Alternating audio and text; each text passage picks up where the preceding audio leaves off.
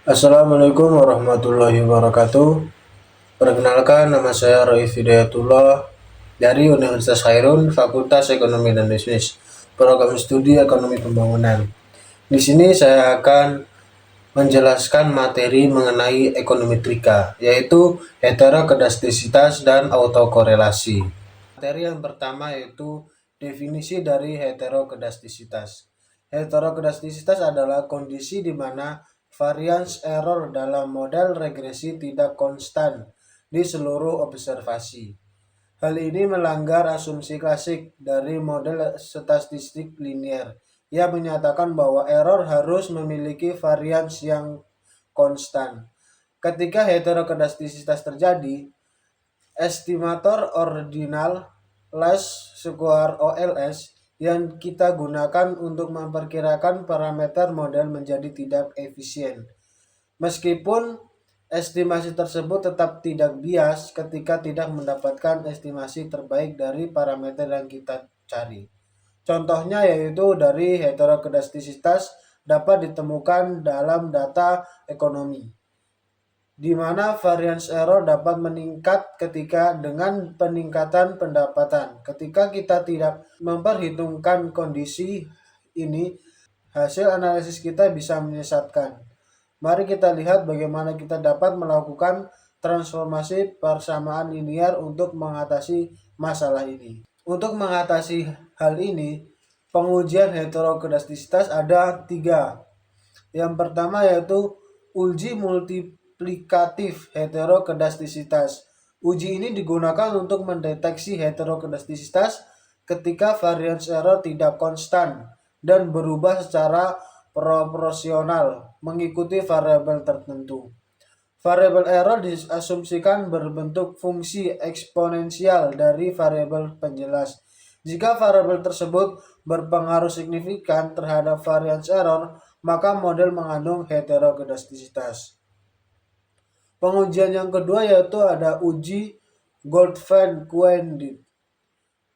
Uji Goldfein-Quendit mendeteksi heterokedastisitas dengan membandingkan varians residual dari dua komponen data yang diurutkan berdasarkan suatu variabel tertentu. Jika variabel residual kedua kelompok berbeda secara signifikan, maka terjadi heterokedastisitas. Uji ini cocok ketika variance error digunakan meningkat seiring meningkatkan nilai variabel independen. Yang ketiga yaitu uji Browns-Pagan. Uji Browns-Pagan digunakan untuk mengetahui apakah variance error bergantung pada variabel independen dalam model regresi. Pengujian dilakukan dengan melihat hubungan antara kuadrat residual dan variabel independen. Jika hubungan tersebut signifikan, maka variabel error tidak konstan dan terjadi heterokedastisitas. Materi yang kedua yaitu ada autokorelasi. Autokorelasi adalah fenomena di mana error dari suatu observasi berkorelasi dengan error dari observasi lainnya. Hal ini sering terjadi pada data runtun waktu seperti data ekonomi atau keuangan, di mana nilai pada waktu tertentu mungkin dipengaruhi oleh nilai sebelumnya. Ketika autokorelasi terjadi, hal ini dapat mengganggu variabel hasil analisis regresi kita. Dampak dari autokorelasi mirip dengan heterokedastisitas, di mana estimasi parameter dapat menjadi tidak efisien. Namun, kita memiliki metode untuk mengatasi masalah ini, seperti menggunakan estimasi generalis least square (GLS) dan melakukan pengujian autokorelasi menggunakan statistik Durbin-Watson. Dengan memahami dan mengatasi kedua masalah ini, kita dapat menghasilkan model regresi yang lebih akurat dan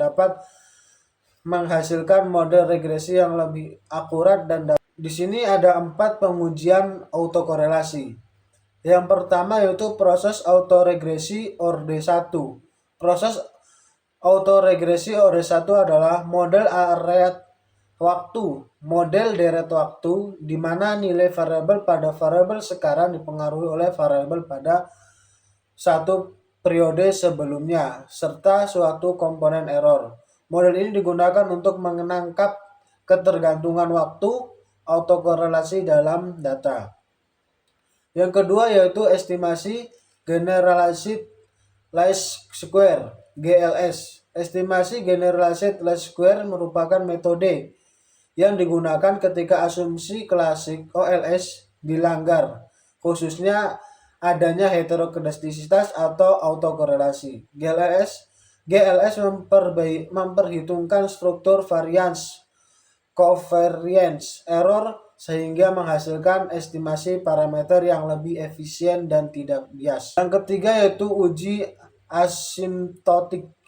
Uji asimptotik adalah pengujian statistik yang valid ketika ukuran sampel besar, di mana distribusi estimator mendeteksi ke distribusi normal. Uji ini digunakan untuk menarik kesimpulan statistik meskipun distribusi sebenarnya tidak diketahui secara pasti. Yang keempat yaitu uji Durbin-Watson.